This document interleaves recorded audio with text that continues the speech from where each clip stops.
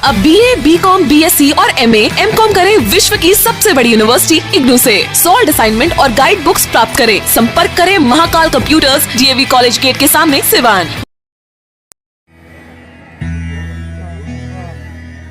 दीप ज्योति परम ज्योति, दीप ज्योति जनार्दन, दीपो हरतु मे पापम, दीप ज्योति नमस्तुते। शुभम करोतु कल्याणम, आरोग्य सुखवर्धनम, दीप ज्योति नमस्तुभ्यं, दीप ज्योति नमस्तुते।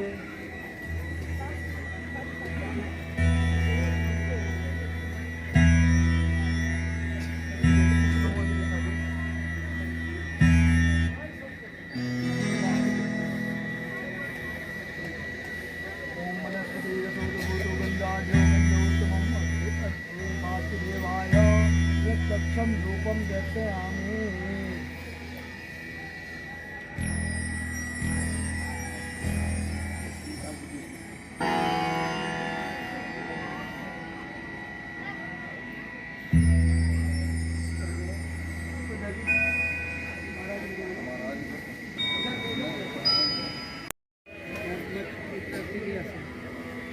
अगरबत्ती के तीली से श्रीमद् भागवत गीता ज्ञान यज्ञ का आयोजन जो भगवान श्री कृष्ण जो आयोजक मंडल हैं इन लोगों के द्वारा किया जा रहा है। और अभी वैश्विक महामारी को देखते हुए जो संपूर्ण विश्व कोरोना से ग्रसित है, उस परिस्थिति में यह कार्य बहुत ही सराहनीय है, क्योंकि भगवत भजन के अलावे और कोई चारा नहीं है। अंत में हम भगवान की शरण लेते हैं और भगवान के भजन से ही सारा कष्ट दूर होता है। और यहाँ जो हमने व्यवस्था देखी वो कोरोना के प्रोटोकॉल का पालन करते हुए सभी भक्तगण यहाँ बैठे हैं। सभी लोग मास्क लगाए हुए हैं, सभी सैनिटाइज़र का प्रयोग किए हैं। और इस पुण्य भूमि पर हमारे विद्वान कथावाचक स्वामी प्रज्ञानंद जी महाराज आज पधारे हुए हैं। और हम सिवान जिले वासी धन्य हैं और हम उनका कृतज्ञ हैं कि वे आकर के हम लोगों के बीच कथावाचन का काम करेंगे और विश्व के कल्याणार्थ, प्रदेश के कल्याणार्थ, सिवान के कल्याणार्थ और इस परिसर के कल्याणार्थ मैं ईश्वर से यह प्रार्थना करूंगा कि सभी स्वस्थ रहें और कोरोना का जो यह वैश्विक महामारी है, संक्रमण है, उससे अपने को बचाएं और भगवान का भजन करते रहें। भगवान का भजन से बढ़ कर के और कुछ नहीं होता है। भगवान हमेशा हमारी रक्षा करेंगे। भगवान श्री कृष्ण हमेशा आपत्तियों में हम लोगों की रक्षा करते हैं और करते रहेंगे। इन्हीं शब्दों के साथ मैं एक बार मैं भगवान श्री कृष्ण को प्रणाम करता हूँ, नमन करता हूँ और आए अपने सभी भक्तजनों को भी अभिनंदन करता हूँ। धन्यवाद। भक्त है जिसमें एक आर्त भक्त, चार से 3 को अभी हम चर्चा नहीं करेंगे, लेकिन एक की चर्चा इसलिए आवश्यक है क्योंकि हम आज उससे प्रभावित हो रहे हैं। वो है दुख, संकट, बीमारी। तो आर्त भक्त जिसको भगवान ने कहा है कि आर्त भक्त उसको बोलते हैं जिसके जीवन में आने वाले दुख, संकट का निवारण जगत के डॉक्टर नहीं कर पाते हैं, तो जगत बनाने वाले नियंता के पास हम प्रार्थना करने मात्र से हम उससे मुक्त हो जाते हैं। आज हम प्रार्थना करने निकले हैं उस परमात्मा के चरण में। सिर्फ प्रार्थना, कोई मनोरंजन नहीं, ये इंटरटेनमेंट है ही नहीं। ये तो हम सब मिलके मानव जाति के कल्याण तो भगवान से प्रार्थना करते हैं। और क्यों भगवान के चरणों में, जैसे पूरे विश्व में, पूरी दुनिया में अगर किसी ने भगवान नाम का कीर्तन करते हुए कीर्तिमान स्थापित किया है तो है चैतन्य महाप्रभु। जोर से ताली बजाए चैतन्य महाप्रभु। और उन्होंने यही कहा है, बस एक मेरा नाम का स्मरण जो है तेरे मन में होता रहे तो दुख क्या, दुख का अगर दुख का पहाड़ भी आ जाए तो दुख तो जाता नहीं है, सहने की क्षमता आ जाती है। इसीलिए सहने की क्षमता हमको दे देती है। क्यों बस इतना ही करते रहो जीवन में। हरे कृष्णा कृष्ण कृष्ण हरे हरे।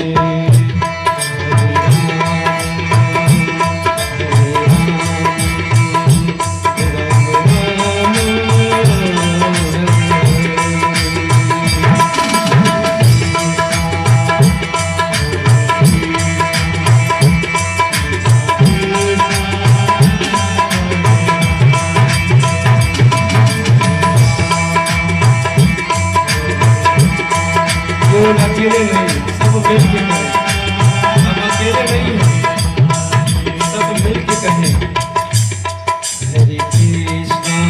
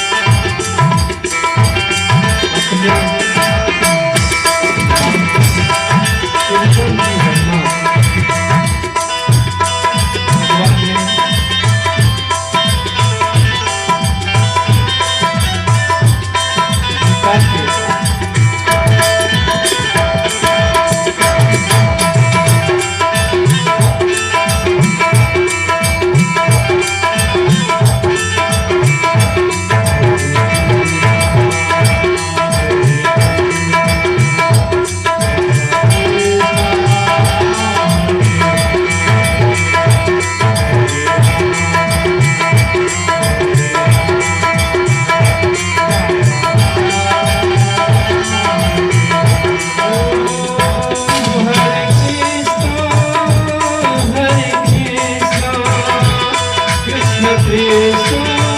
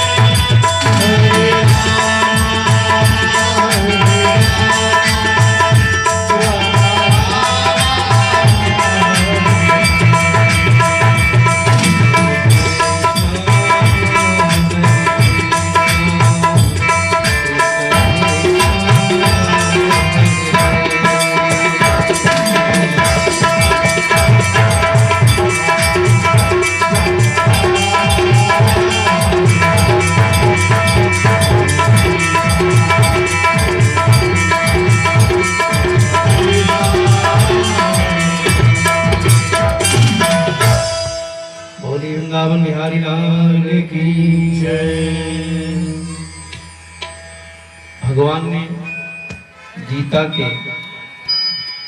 9वें अध्याय में 14वें श्लोक पर कहा है कि हे अर्जुन, जो मेरे नाम का कीर्तन करेगा, जैसे हमने अभी थोड़ा सा 2 लाइन हरे कृष्ण हरे राम का कीर्तन किया, ये केवल संस्था नहीं कहती, ये कोई गुरु नहीं कहते, ये स्वयं परमात्मा पूर्ण परमेश्वर भगवान श्री कृष्ण ने ब्रह्म ज्ञान मोक्षदायिनी गीता में 9वें अध्याय के 14वें श्लोक पर कहा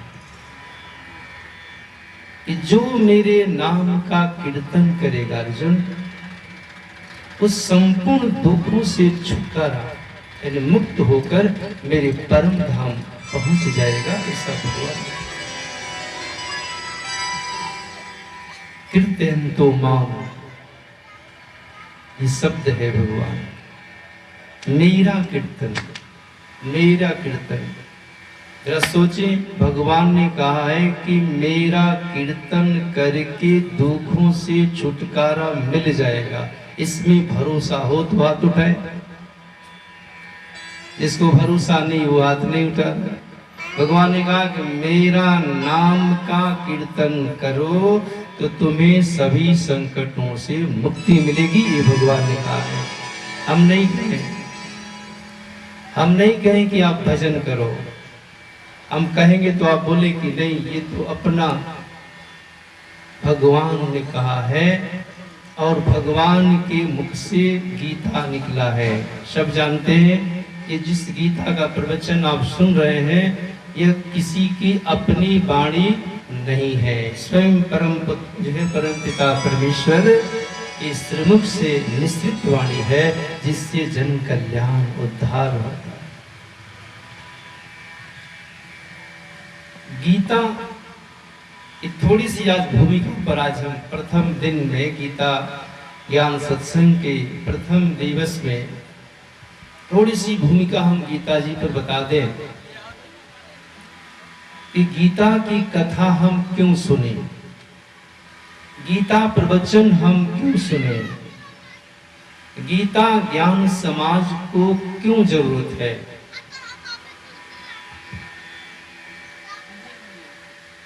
भगवान ने अपने इस दिव्य ग्रंथ में 18 अध्याय में 69 से लेकर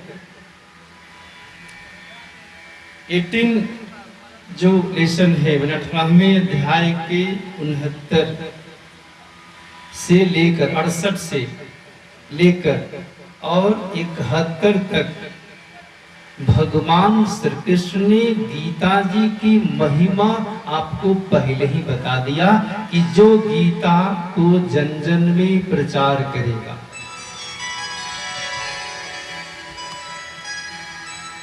जिस गीता जी की कथा हम क्यों सुने, हम गीता प्रवचन में क्यों आए, क्या जरूरत हमें। लेकिन भगवान ने कहा कि तुम्हारी जरूरत है, हमारी जरूरत नहीं है। भगवान को जरूरत है क्या भजन करने के लिए हैं? आप भजन भी करते हो तो अपने फायदे के लिए, सत्संग में भी आते हो तो अपने फायदे के लिए। भगवान का कोई फायदा इसमें होने वाला नहीं है। वो तो तुझे देने आते हैं, लेने नहीं आते। परमात्मा से हम हैं, आपसे परमात्मा नहीं है। इतना ध्यान रखें क्योंकि जीवनम सर्वभूतेषु, जीवन अगर आपका है, आपने कहा कि भगवान ने मेरे लिए क्या किया कि हम जाएंगे उनका कथा सुनने। आप कहते हो कि भगवान की कथा हम क्यों सुनने जाएं, क्यों हम ज्ञान सुनने जाएं। आपका जीवन जो मिला है वो परमात्मा की कृपा से मिला है। मानते कि नहीं मानते हैं? जोर से ताली बजाएं। जीवन ही मिला है तो भगवान की कृपा से मिला है। फिर इससे बड़ी कृपा क्या चाहिए। सुनने की क्षमता मिली है तो भगवत कृपा से मिली है, देखने की कृपा मिली है तो भगवत कृपा से मिली है। हम चल के यहाँ आ गए, ये भी ईश्वर की कृपा से हम आए हैं। बहुत लोग तो आना चाहते हैं लेकिन कहीं कमर में दर्द, कहीं कहीं दर्द, कहीं कहीं दर्द।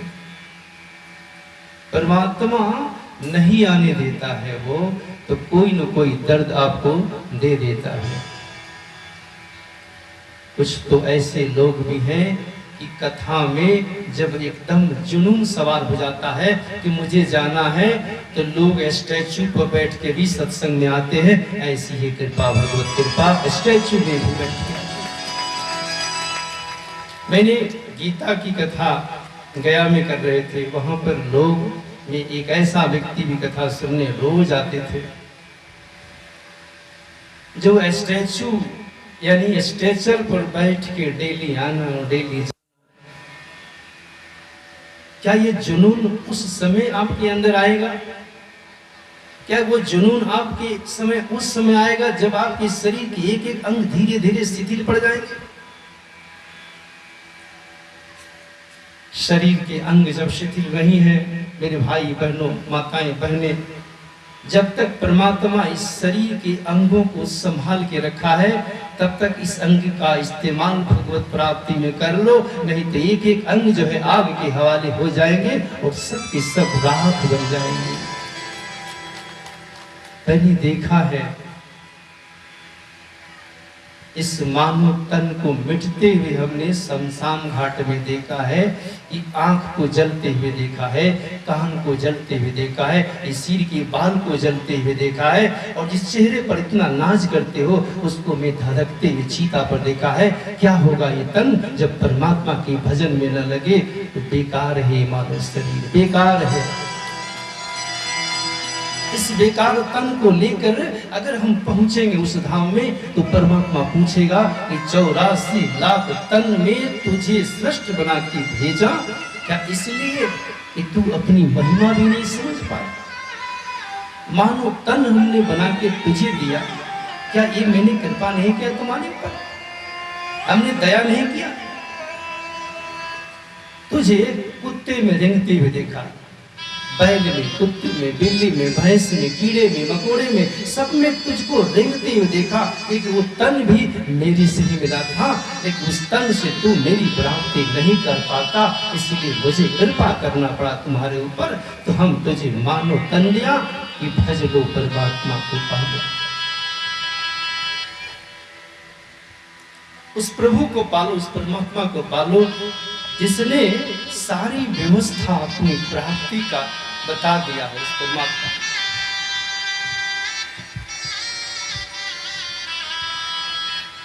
नहीं तो ये तन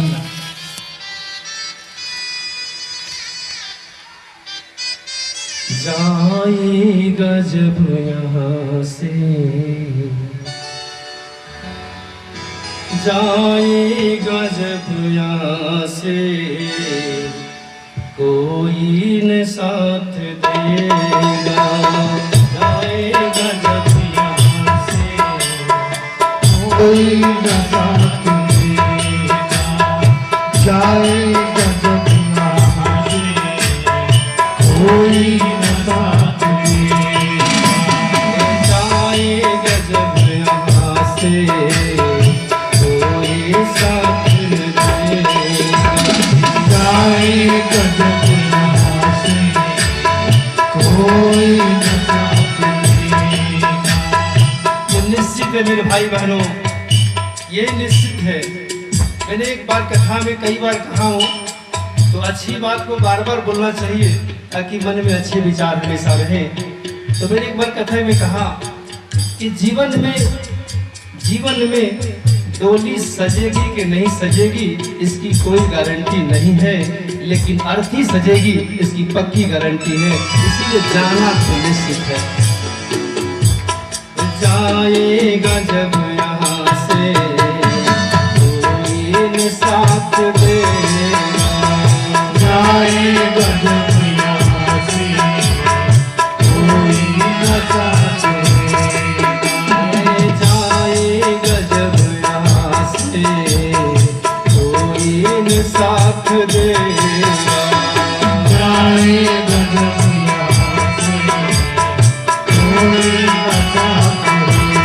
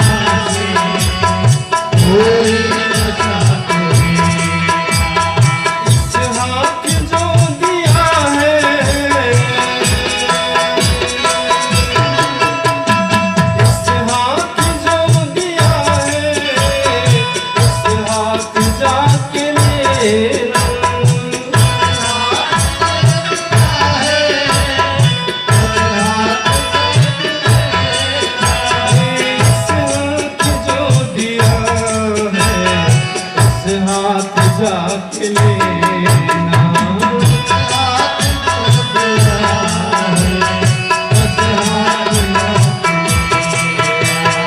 कर्मों की है ये खेती, कर्मों की है ये खेती, फल आज पा रहा है।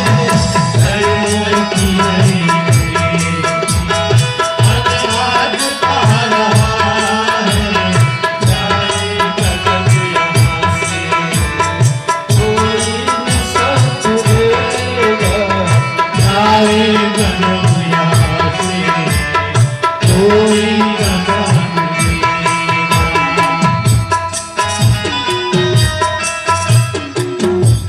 कोई साथ उधार में नहीं देता है, स्वयं से स्वयं का उधार होता है, ये भगवान ने कहा है। इसलिए जैसा हम कर्म करेंगे उसका फल हमें मिलेगा। कोई सुख भोग रहा है, ये सब आज का फल का कर्म नहीं है, ये का कर्म है। इसलिए कर्मों की है ये खेती, फल आज पा रहा है।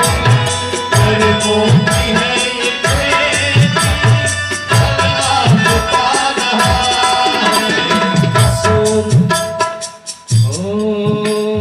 किस ओर तेरी मंजिल, किस ओर जा रहा है। किस ओर तेरी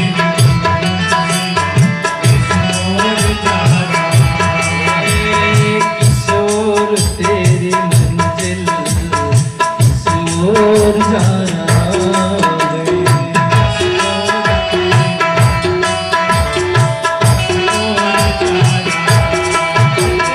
अनमोल तेरा जीवन,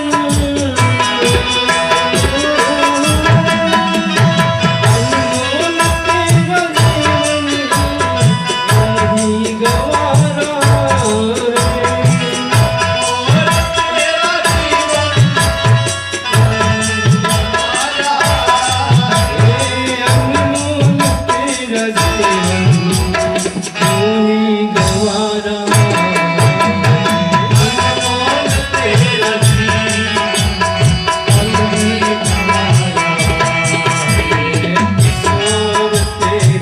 मंजिल, किस ओर जा रहा है। किस ओर तेरा,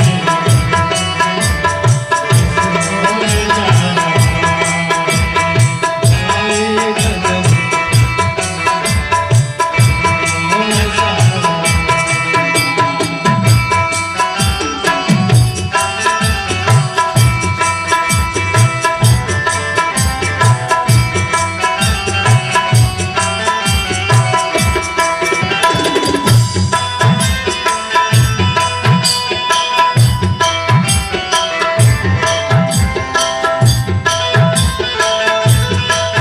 है।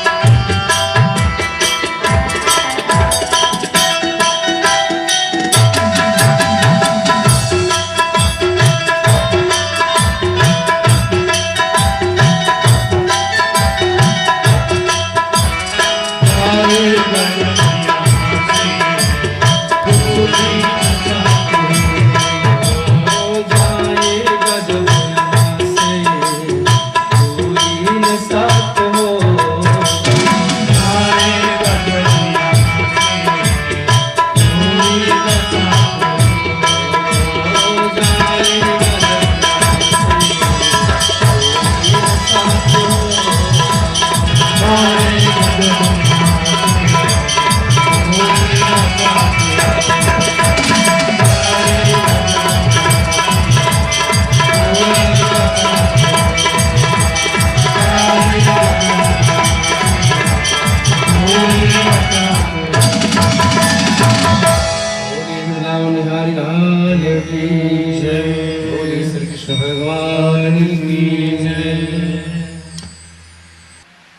स्वयं भगवान ने गाया है।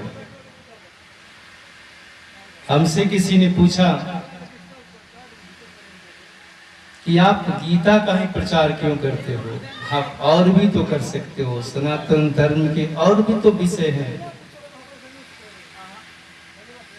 हमने कहा कि ये गीता का जो प्रचार है, जरा ध्यान से सुनिएगा, जो लोग सुन रहे हैं जरा जोर से ताली बजाएं, जो मन से सुन रहे हैं जोर से ताली बजाएं, और जो मन से नहीं सुन रहे हो नहीं बजाएं। हम सब देख रहे हैं, जैसे सब लोग हमको देखते हैं, हम भी सबको देखते हैं। यो मे पश्यति सर्वत्र च मयि पश्यति तस्याहं न प्रणश्यामि स च मे न प्रणश्यति। भगवान जैसे ब्रज में सभी गोपियां, ब्रज की सारी गोपियां मिलकर के भगवान कृष्ण की शिकायत करने के लिए जाती थी, तो एक दिन ऐसी शिकायत लेके गई जो रोज होता था।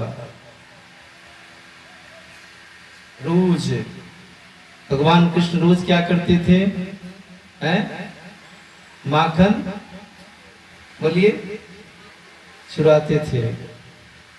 जरा बताइए कौन लोग हैं जो जानते हैं भगवान कृष्ण माखन चुराते थे? अब हाथ नहीं उठेगा। भगवान कृष्ण माखन चुराते थे कि नहीं चुराते थे? तो हिम्मत है तो हाथ उठाओ, भगवान कृष्ण माखन चुराते थे। देखिए जरा ये बताइए, आप जरा सोचिए कि मेरे प्रभु श्री कृष्ण माखन चोर है? बोलिए हैं? आपके घर में अगर एक गाय दूध देने लगे तो आपका बच्चा माखन चोरी करेगा? करेगा? 5 गाय अगर दही पूरा देने लगे घर में, उसे घर का बालक चोरी करेगा? माखन नहीं करेगा। लेकिन जिसके घर में जब कभी गाय के बारे में आप सोचते भी नहीं थे, तो उनके घर में 9 लाख गाय थी भगवान कृष्ण के नंद जी के घर में, तो वो चोरी करने की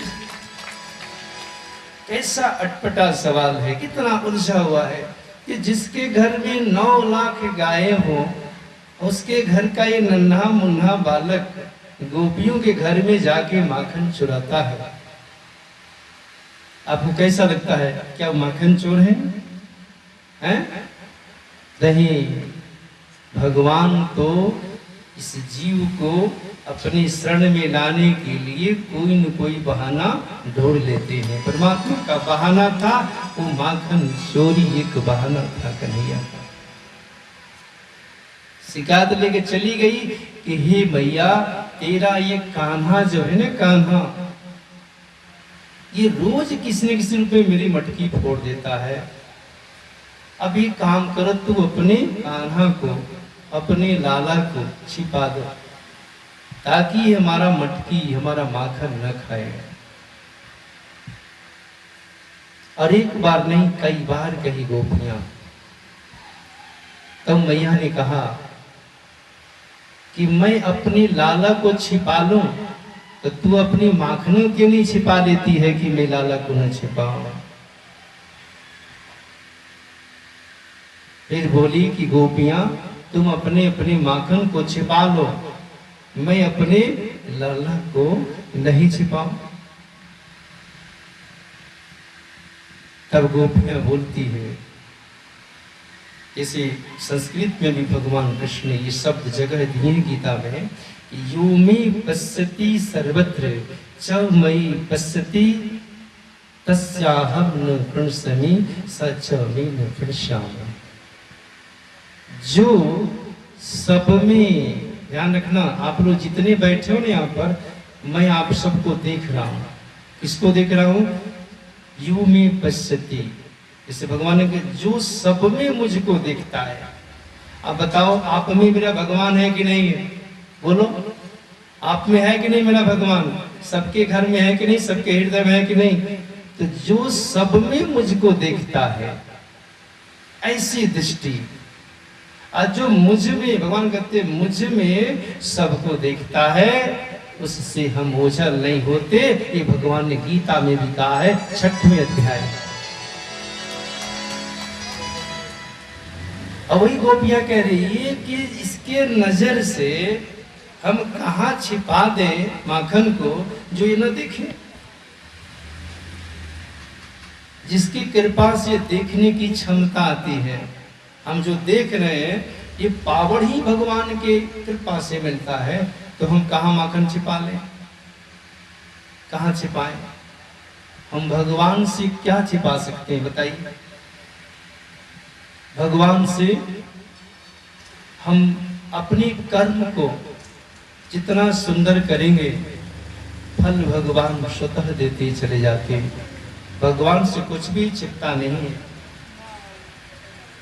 गीता का प्रचार करने का जो फैसला था, जन जन में गीता का प्रचार होना चाहिए, सबको गीता का ज्ञान मिलना चाहिए, सब लोग गीता के शरण में आना चाहिए। ये बात आया मेरे मन में सिर्फ 18 अध्याय के 68वें श्लोकों में गीता पढ़ रहा था, तो उसमें भगवान ने कहा, मैंने कहा मैं क्यों गीता प्रचार करूंगा, हम क्यों गीता में बुलाएंगे आपको गीता सुनने के लिए, क्यों, क्या जरूरत है?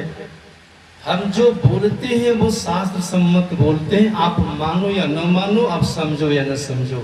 भगवान ने कहा है, क्या कहा है कि येमं परमं गुहं मद्भक्ते स्वविधाशदे भक्ति मयि पराम कृत्वा मामे वैश्यत्य संशय। भगवान स्वयं कहते हैं कि मुझ में, भगवान ने कहा कि मुझ में पराभक्ति करके, मुझ में अपनी श्रद्धा रखते हुए जो मेरी इस गीता शास्त्र को, जो मेरे और अर्जुन के बीच हुआ था, इस वार्तालाप को जन जन में यानी भक्तों में, जो कृष्ण के भक्त हैं, भगवान के भक्त हैं, जो ईश्वर प्रेमी हैं, उनको ये सुनाएगा। ध्यान सुनिए, अपने मन से थोड़े गीता सुनाने सिवान में आ गया, अपने मन से नहीं आया। भगवान ने कहा है कि जो इस गीता को मेरे भक्तों को सुनाएगा, जन जन में यानी भक्तों के बीच सुनाएगा, वह मुझे प्राप्त हो जाएगा, इसमें कोई संदेह नहीं है।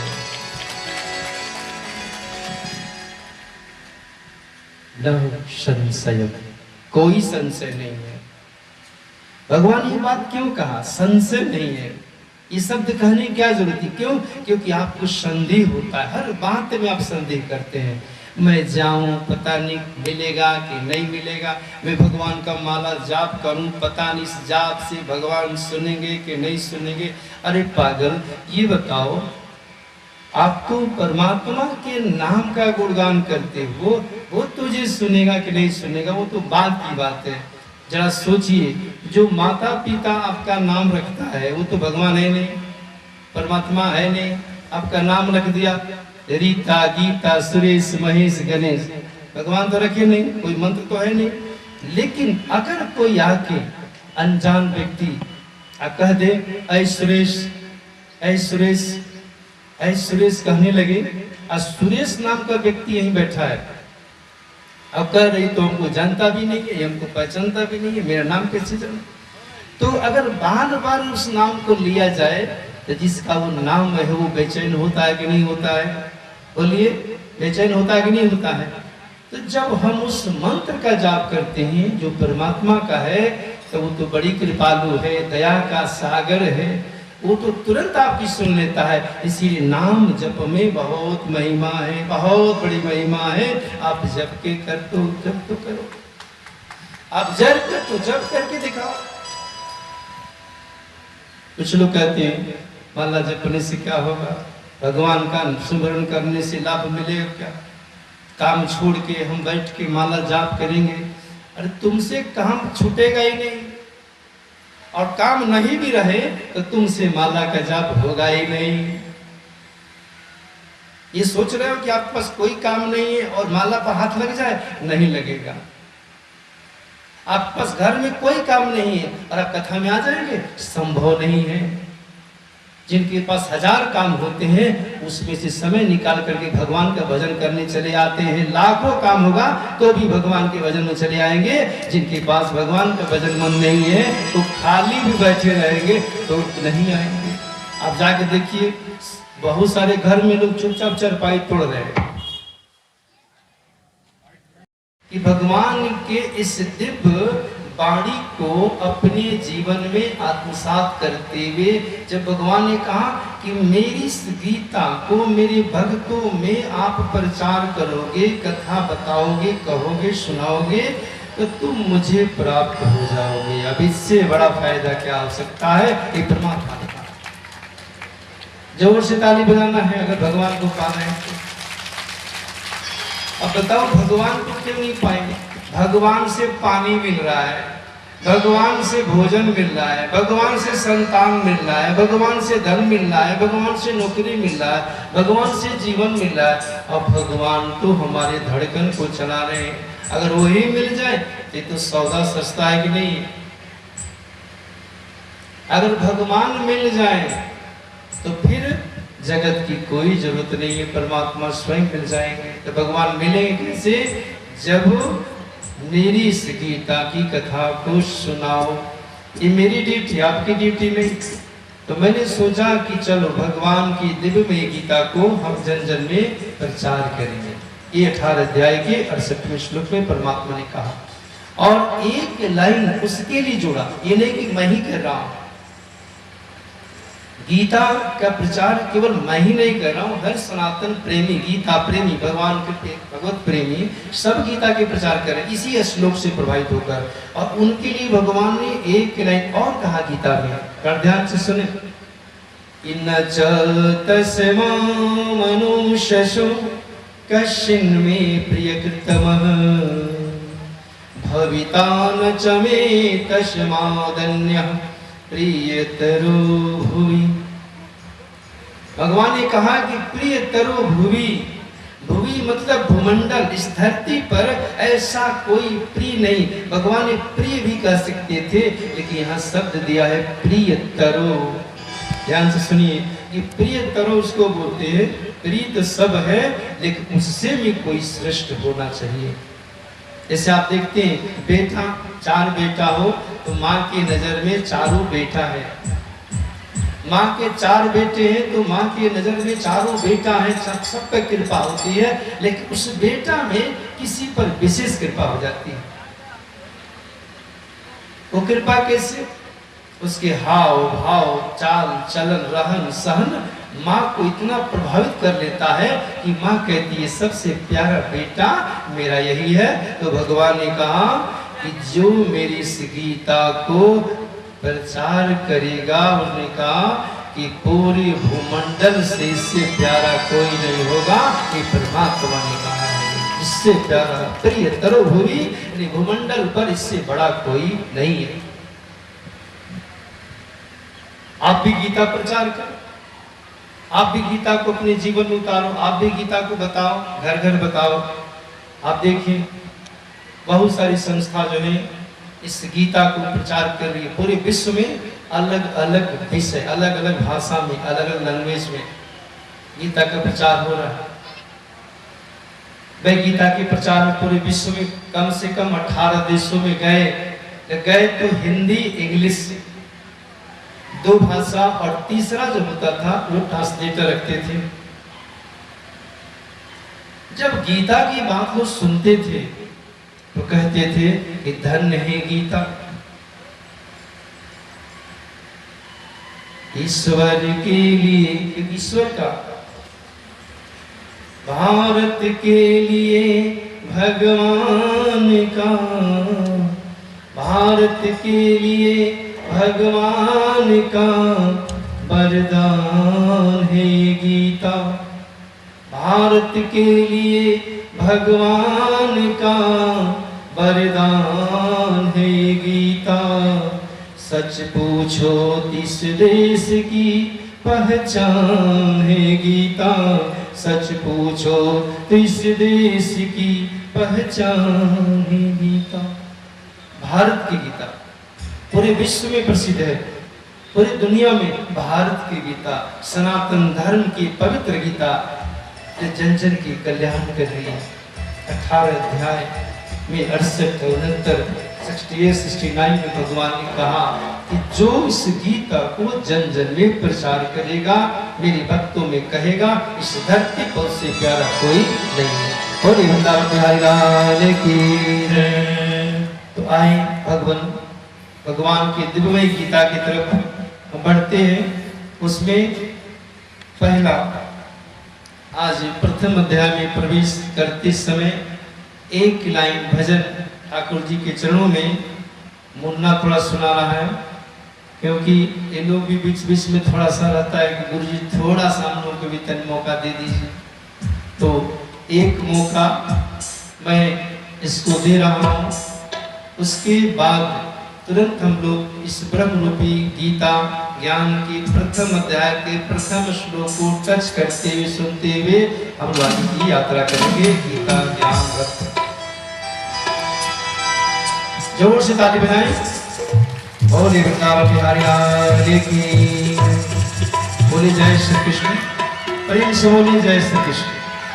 और जोर से बोले, और जोर से बोले, और जोर से जय श्री कृष्ण।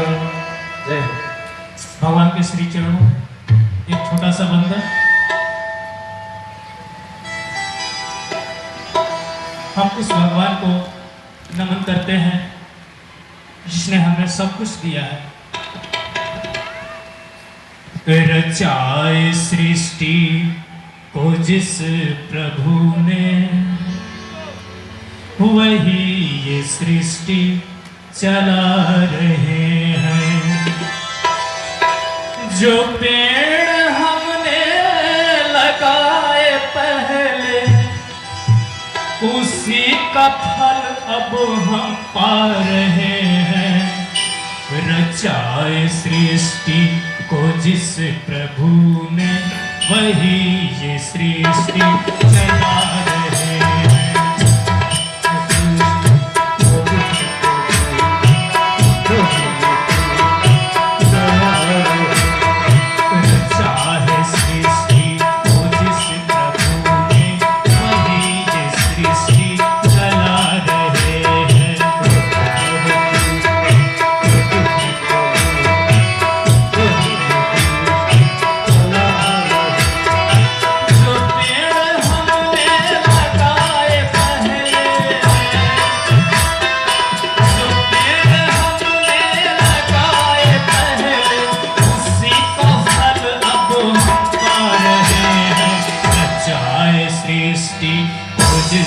प्रभु ने, वही ये सृष्टि चला रहे हैं।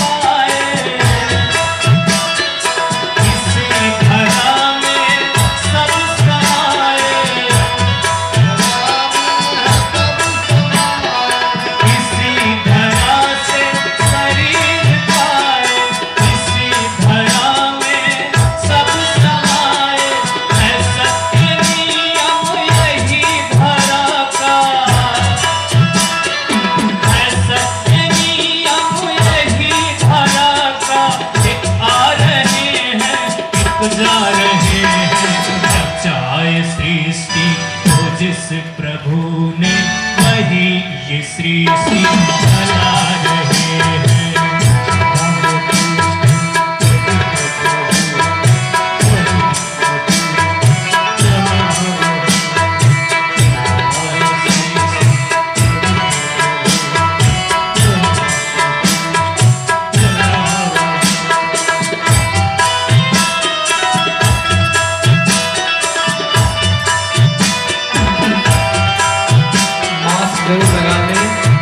लगाने से आपको फायदा है, क्योंकि सरकार का निर्देश है दोनों मास्क लगाए हैं, उससे कोई डिस्टर्बेंस नहीं है,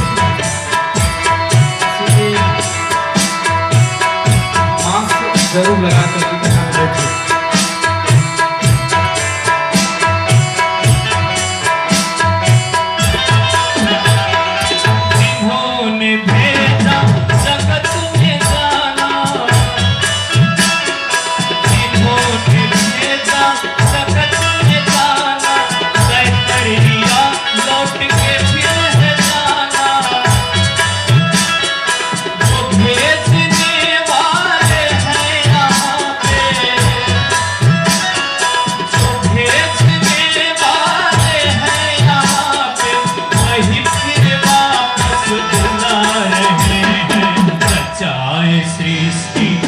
जिस प्रभु ने वही ये सृष्टि चला रहे हैं।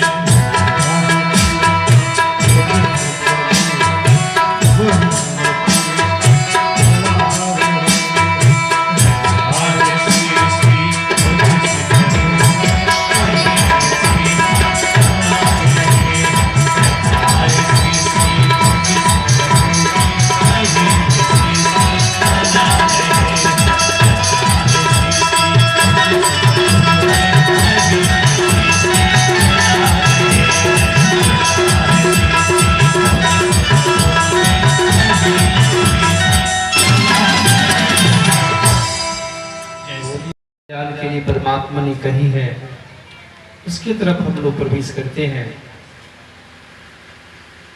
और देखिए भगवान की इस दिव्यमयी गीता में पहला श्लोक प्रथम अध्याय का, कि जिस क्षेत्र में युद्ध होने जा रहा है, ध्यान से सुने, जिस क्षेत्र में युद्ध होने जा रहा है उस युद्ध को गीता वक्ता, जो गीता कि प्रथम अध्याय के प्रथम श्लोक में कि धर्म क्षेत्रे, केवल क्षेत्र भी कह सकते थे लेकिन नहीं, धर्म क्षेत्रे कुरुक्षेत्रे समवेतायुत्सव माम कहा परिणवाशयो किम कुर्वति संजय।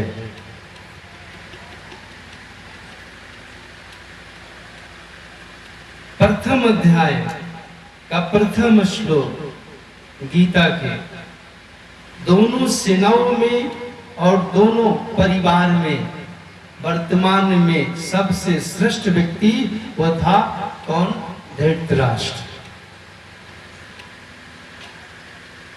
परमात्मा की इतनी कृपा है, बड़ों का सम्मान करना मेरे कृष्ण भगवान की इतनी कृपा है, वो परिवार में ही बड़ों का सम्मान देने के लिए उन्हें कहा कि गीता तो मैं सुनाऊंगा ही, लेकिन गीता की प्रथम अध्याय का प्रथम श्लोक परिवार के यानी दोनों पक्ष के किसी मुखिया से एक शब्द कहवा दो, देखो कि उसका भाव क्या है। जय हो। एक चीज जान ले,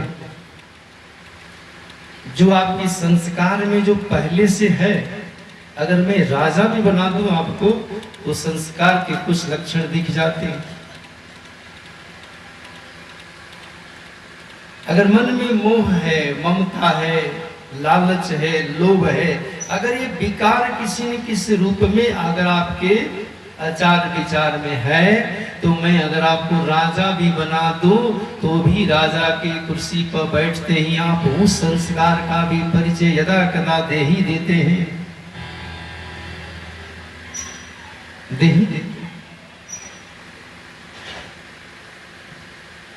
जब भगवान ने कहा कि प्रथम अध्याय के प्रथम श्लोक को पहला व्यक्ति बोले जो सब श्रेष्ठ परिवार में सबसे श्रेष्ठ हैं, सबसे बड़े हैं, तो समय धृतराष्ट्र, तो क्या कहते हैं?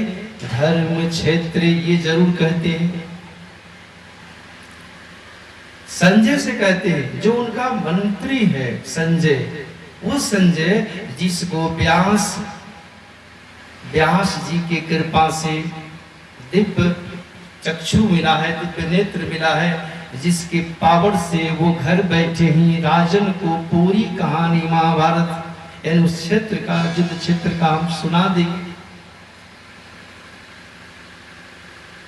कि उस दिव्य ज्ञान को, दिव्य चक्षु को, उस दिव्य योग को देने के लिए स्वयं व्यास देव जी स्वयं आकर के उन्होंने धृतराष्ट्र को देना चाहा। कहा कि राजन, अब तो युद्ध होना ही है, अब दोनों सेनाएं आमने सामने खड़ी हो गई है, युद्ध तो होना है। तो अगर आप चाहते हैं कि यहीं से, क्योंकि आपके पास आंख नहीं है, आंख रहता तो कुछ देखते, तो मैं अपनी शक्ति से आपको एक ऐसा दिव्य चक्षु देता हूं जिसके सहारे आप यहीं से अपने पुत्रों की जो लड़ाई, युद्ध, ये सब देख लेंगे, कौन जीता कौन हारा। तो वहां एक बात देखेंगे, बड़ा ध्यान से गहराई में लोग, कुछ लोग ऐसे लोग हैं जो गहरे शब्द को पकड़ लेते हैं। उस समय धृतराष्ट्र के मन में थोड़ा संशय था। उसने कहा कि हे गुरुदेव, मैंने पूरे जीवन भर कभी अपने पुत्रों को देख नहीं पाया, अंधा होने के कारण। अब इस रणभूमि में मरते हुए हम देखने के लिए ये चरण चक्षु लेके क्या करेंगे, मैं नहीं देखना चाहता। इसलिए उसको पता था कि कहीं ये मेरे बालक मेरे सामने मरते जाएं और इस चक्षु से देख के हम क्या पाएंगे। इसलिए आप इस विद्या को मेरे मंत्री संजय को दे दीजिए और वे भरे दरबार से देख देख करके हमको वहां की सारी कहानी हमें बताते रहे। उसी दिव्य चक्षु के द्वारा कहते हैं, देख रहे हैं संजय सीधे उसी चक्षु और देखते हैं जैसे ही संजय की दृष्टि उस धर्म भूमि कुरुक्षेत्र में जब टीका और दोनों सेनाएं खड़ी है, अब युद्ध करने को तैयार है, उस परिस्थिति को देखते हुए संजय देख रहे हैं और धृतराष्ट्र संजय को देखते हुए कहते हैं कि धर्म क्षेत्रे कुरुक्षेत्रे समवेतायुत्सव मामकः पांडवाशैव किम कुर्वति संजय। हे संजय, धर्म भूमि कुरुक्षेत्र में मेरे और पांडु पुत्रों के बीच क्या हो रहा है, क्या हुआ, क्या होने जा रहा है। यह एक संस्कार जो है जिसकी वजह से पूरे महाभारत का कारण बना धृतराष्ट्र की यही ममता, मोह और ममता, जिसकी वजह से भरे दरबार में द्रौपदी का चीर हटते देखते हुए उसने पुत्र मोह में, ममता में भरे दरबार में पुत्र को नहीं डांटा, जिसका परिणाम हुआ कि उसने द्रौपदी ने पूरा श्राप दे दिया, अब तो युद्ध होगा। पुत्र के मोह में आपने भरी दरबार में, भरे सभा में सामने बहू का इज्जत लूटा जा रहा है और इतना आप अंधे हो गए, इतना पुत्र मोह में फंसे हैं कि पुत्र की गलती नहीं दिखाई देती। आप किसी की ममता में फंसेंगे ना, जब ममता आपके अंदर आएगी, इसीलिए भगवान ने कहा है कि मोह और ममता का त्याग करोगे तो भगवान के भजन होगा। धृतराष्ट्र ने मोह और ममता का त्याग नहीं किया, उसी के अंधे में सामने बहू को चीरहरण हो रहा है और पुत्र की गलती नहीं दिखाई दे रही है। दुशासन गलती कर रहा है लेकिन उस राजा को नहीं दिखाई दे रहा है कि क्या हो रहा है। उसी मोह में, ममता में एक शब्द गीता के प्रथम अध्याय के प्रथम श्लोक में जगह दे दिया कि मेरे और पांडु पुत्रों के बीच क्या हुआ। मतलब मेरा ये जो बेटे जितने हैं 100, ये मेरे बेटे हैं, लेकिन जो पांडव हैं वो जो है मेरे भतीजे नहीं हैं। वो तो किसके बेटे हैं, तो वो तो पांडव के बेटे हैं, ये तो पांडव पुत्र हैं। अगर थोड़ा सा राजा होने का वहां धर्म निभाए होते धृतराष्ट्र, तो ये शब्द नहीं कहते। जब प्रथम बार बोलने का अवसर भगवान ने स्वयं दिया तो उनको बोलना चाहिए कि मेरे हे संजय, अगर धर्म परायण पुरुष होते, अगर उनके अंदर मोह और ममता से मुक्त हुए होते, ये शब्द निकलता, हे संजय बताओ कि मेरे और मेरे भतीजों के बीच क्या हुआ है। लेकिन भतीजा न कह करके फलाने का बेटा कह दिया। यहाँ पर दूरी जो है दर्शा दिया।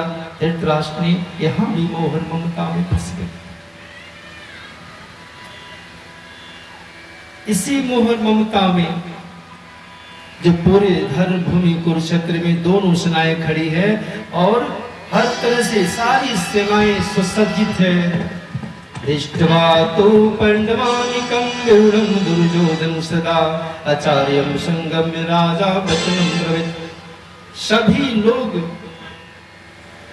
पांडवों के तरफ से कौरवों की तरफ से अलग अलग लोग, कोई सेना का अध्यक्ष बना, टुकड़ी बनाया, सजाया। सब सजाते सजाते पूरी सेना दोनों ओर से सज गई और सजते ही भगवान से एक शब्द अर्जुन ने कहा।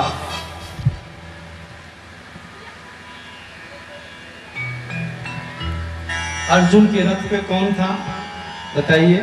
सारथी कौन था? अर्जुन के रथ को कौन चला रहा था? जोर से बोलिए। भगवान श्री कृष्ण। तो रथ को चलाने का जिम्मा भगवान कृष्ण ने लिया, लेकिन किसकी मर्जी से? बस सोचिए कि भगवान कितने प्यारे हैं कि अगर आप प्रेम करो भगवान से, सच्चे दिल से भगवान से आप प्रेम करें, तो वो तो आपके जूठे पत्तल भी उठा लेते हैं।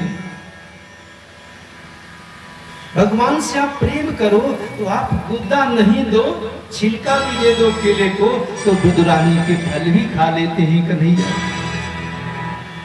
आपका प्रेम अगर बहुत ज्यादा हो भगवान के प्रति, तो आप बैर को जूठा भी कर देंगे, तो सबरी के बैर भगवान से राम खा लेते हैं।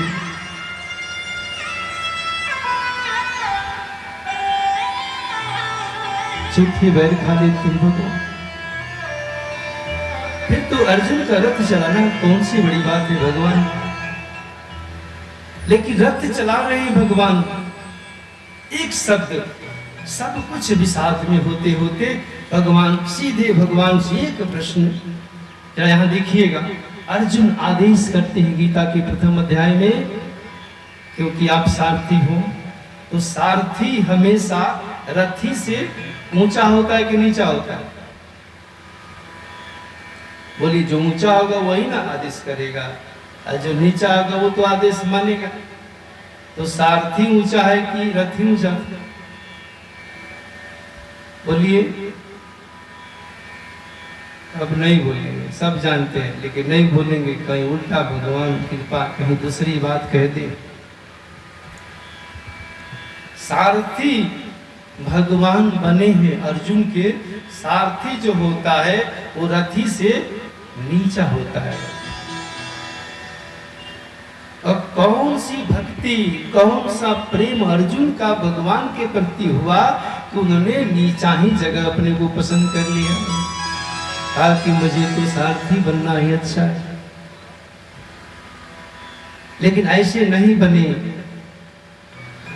अर्जुन को भगवान स्वयं मांगने को जब वरदान, जब एक बार विदुर जी ने कहा कि आप, थोड़ा सा संक्षिप्त में सुना रहे हैं, जब विदुर जी ने कहा कि आप हमेशा अर्जुन के प्रति प्रेम रखते हैं, दुर्योधन के प्रति प्रेम नहीं रखते, तो उस समय विदुर जी की बात को भगवान सुनते हुए कहा कि अगर मैं न तो अर्जुन के साथ हूं और न ही दुर्योधन के साथ हूं। साफ कहा परमात्मा ने कि न तो मैं अर्जुन के साथ हूं न दुर्योधन के साथ हूं। आज अर्जुन जो है धर्म का मार्ग छोड़ दे। ध्यान से सुनिए, आज अर्जुन धर्म का मार्ग छोड़ दे और दुर्योधन धर्म का मार्ग पकड़ ले, तो मैं अर्जुन को छोड़ करके दुर्योधन का साथ दूंगा, ये भगवान ने कहा विदुर से। क्योंकि धर्मपरायण पुरुष का साथ स्वयं भगवान देते हैं, स्वयं परमात्मा देते हैं। तो उन्हें कहा भगवान ने कि मेरे पास दो शक्ति है, एक मेरे पास नारायणी सेना, एक मैं स्वयं निहत्था भगवान श्री कृष्ण। इसे मांगने का हक अर्जुन को मिला। और अर्जुन मांगने गया तो अर्जुन जो है भगवान से ही मांग लिया, भगवान को, भगवान से मांगा, भगवान को, यानी स्वयं उन्होंने भगवान को ही मांग लिया।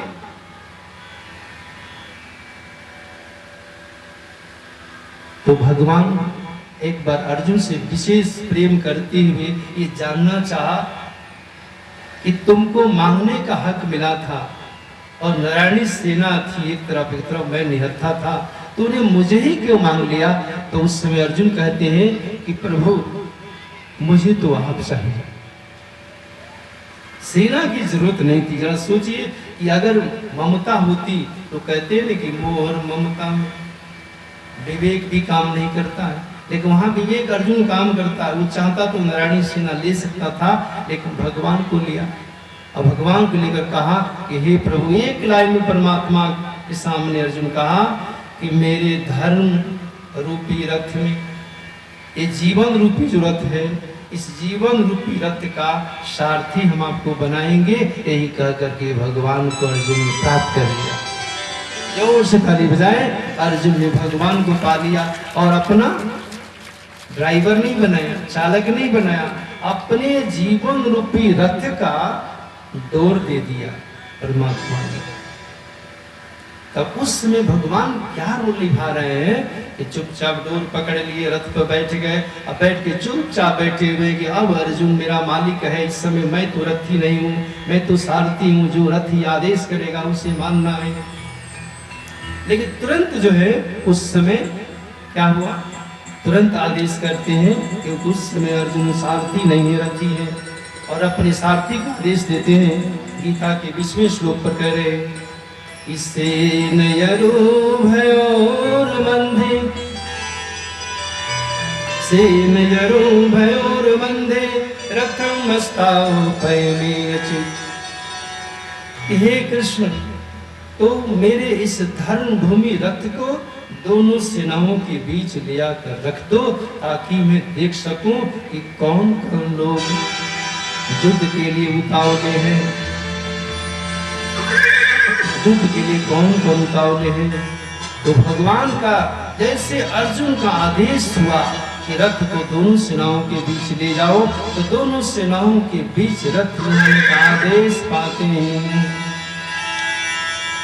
भगवान कृष्ण ने डोरी खींचा, सारथी बन करके रथी का आदेश हुआ। और एक लाइन जो एक भक्त जो सुनाना है, जो हम सुनाते आए हैं, आज भी सुना देते, बोले वृंदावन बिहारी लाल की जय। जैसे उन्होंने रथ की बांगडोर को खींचा, परमात्मा इतने प्यारे हैं, भक्त के लिए क्या क्या नहीं करते हैं। तीनों लोकों का मालिक होकर भी उसने अपनी भक्त की खुशी के लिए उन्होंने रथ की बांगडोर को संभाला। तीन लोकों का मालिक होते हुए, तीन लोकों का मालिक होते हुए, रथ चलाना तुम्हारा गजब हो गया, रथ चलाना तीन लोकों के मालिक होते हुए, तीन लोकों का मालिक होते हुए, रथ चलाना तुम्हारा गजब हो गया।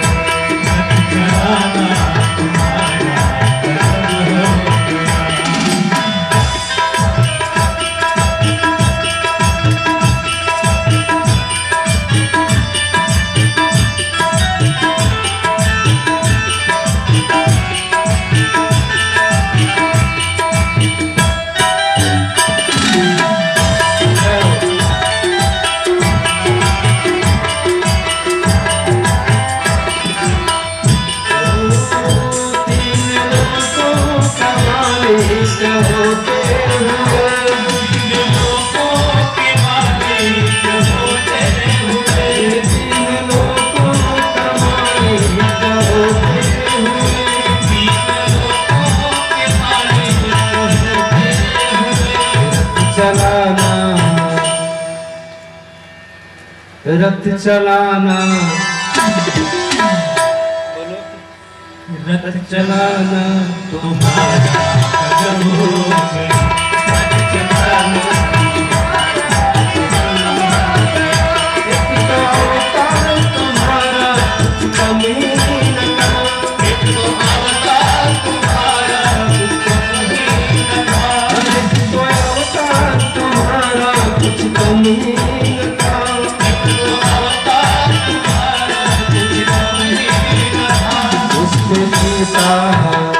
उस पे गीता सुनाना गजब हो गया, उस पे गीता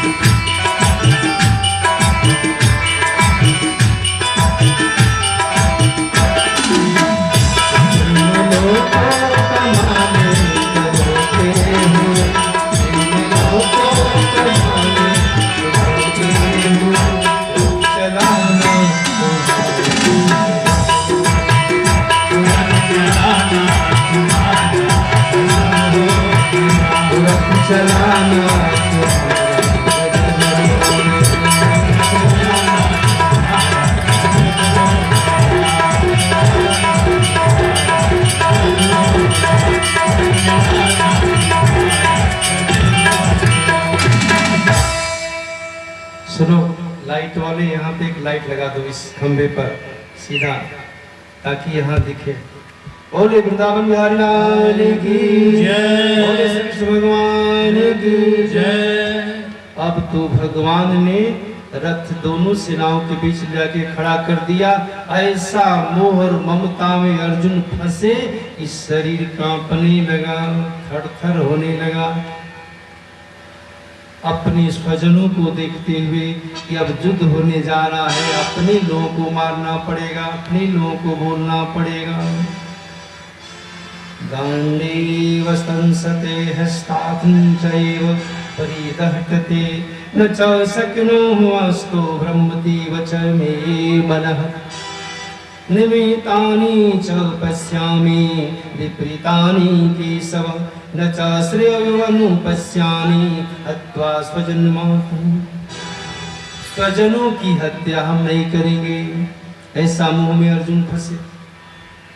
भगवान ने जब दोनों सेनाओं के बीच में रथ खड़ा किया तो वैसे मोह और ममता में फंसे अर्जुन की कह दिया कि हम तो अब अपनों को, स्वजनों को मारने के लिए युद्ध में तैयार हैं।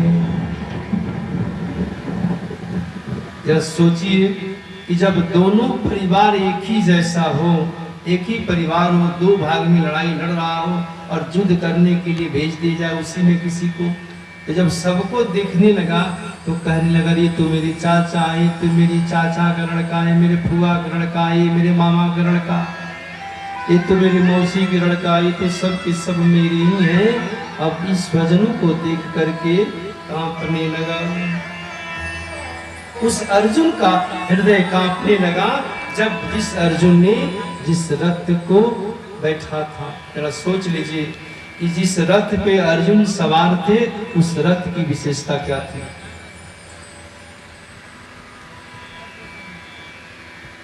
उस रथ की विशेषता थी, उस रथ में घोड़े थे, 100 घोड़े रथ में थे। कितने घोड़े थे रथ में? 100 थे। किस रंग थे? सफेद घोड़े थे। उस घोड़े की विशेषता थी, उस रथ में जो घोड़े थे उसकी विशेषता थी कि अगर एक घोड़ा युद्ध में मर गया तो दूसरा तुरंत तैयार हो जाएगा, ऐसा दिव्य घोड़ा था। जोर से ताली बजाएं, 100 घोड़े ऐसे थे। एक घोड़ा मरा कि दूसरा घोड़ा बन के तैयार, ऐसा रथ मिला था अर्जुन को। और उस रथ में क्या विशेषता था कि रथ जो है वो सारथी के इच्छा से चलता था। जहाँ चाहे वहाँ चल सकता है, पानी में, हवा में, आकाश में, पाताल में, जहाँ चाहो वहाँ वो रथ चलने की क्षमता रखता था। वो रथ मिला था अर्जुन को। और रथ का सारथी भी कौन? सोचिए, रथ का सारथी भी कौन?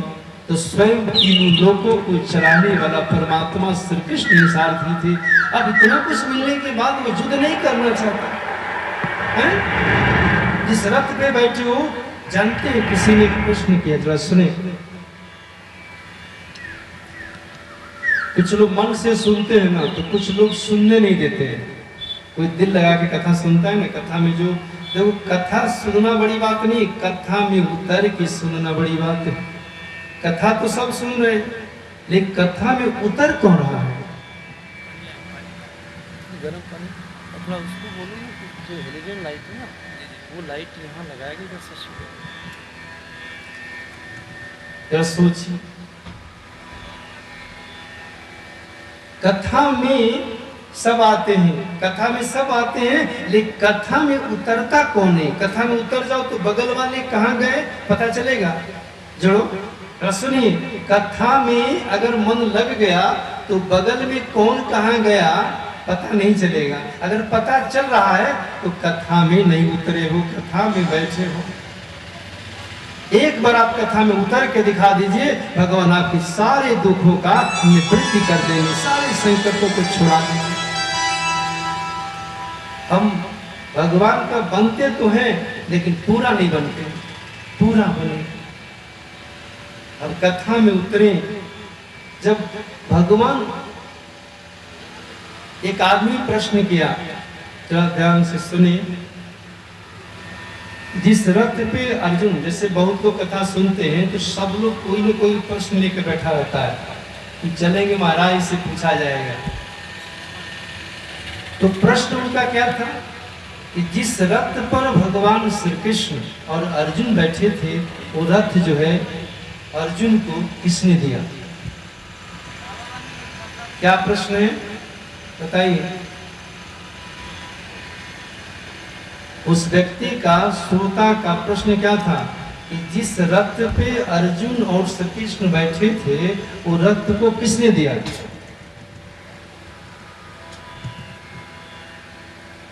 बताइए, प्रश्न अच्छा कि नहीं है? ये प्रश्न आप जानते हैं? जवाब दें कि आप जवाब जानते हैं?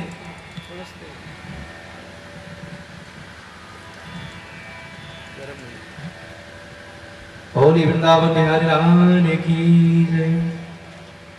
ये प्रश्न सुंदर है कि नहीं है कि जिस रथ की इतनी विशेषता है कि हवा में उड़ सकता है, पानी में चल सकता है, धरती पर चल सकता है, और एक और चीज है, वो जब चाहे तब लुप्त हो सकता है।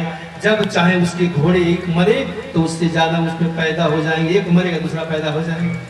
तो ऐसा ये दिव्य रथ दिया किसने? बताओ, हैं? तो बोलो, हम माइक वाले को बोले थे इसको बताया कि आप कोयरलेस माइक दो। है कोयरलेस माइक? ये तो सुना ही नहीं होगा, लग रहा है कोयरलेस माइक क्या होता है। आप बिना तार वाली माइक रखे हो दे दो, यहाँ पर हमेशा रखा रहेगा। मेरे भक्त जिनकी जिज्ञासा है वो इसीलिए कथा में आता है कि गुरुजी 2 साल के बाद आएंगे, साल भर के बाद आएंगे, तो कुछ उलझा हुआ प्रश्न लिख के रखा रहता है कि हम आए तो उसका जवाब दें, वो खुश होकर अपने घर जाए। इसी के लिए आता हूँ। जोर से ताली बजाएं। जैसा प्रश्न हो सब लेके आए और ठाकुर जी की कृपा से हम आपका समाधान करें। तो माइक कहाँ है तुम्हारा? देखो, अब बताइए, इनका पैसा अगर हम काटेंगे तो आप लोग कहेंगे बाबुआ लेके भाग गया। काट के भागेंगे नहीं, कम कर दे। अब हमारे भक्त को बोलना है प्रश्न, अब कोई सुन ही नहीं पाए, जोर से वहीं से बोलिए। उस रथ को किसने दिया? बताओ, जोर से बोलो, खड़ा होके बोलो। भगवान कृष्ण ने, भगवान श्री कृष्ण ने। हाँ, तो वही तो मैं भी बोल रहा हूं, भगवान कृष्ण ने।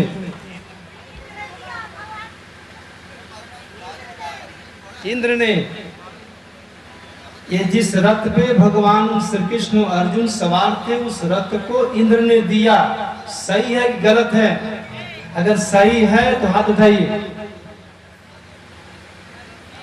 सही है तो हाथ उठाएं लोग, मात्र 2 आदमी, और गलत है तब हाथ उठाइए।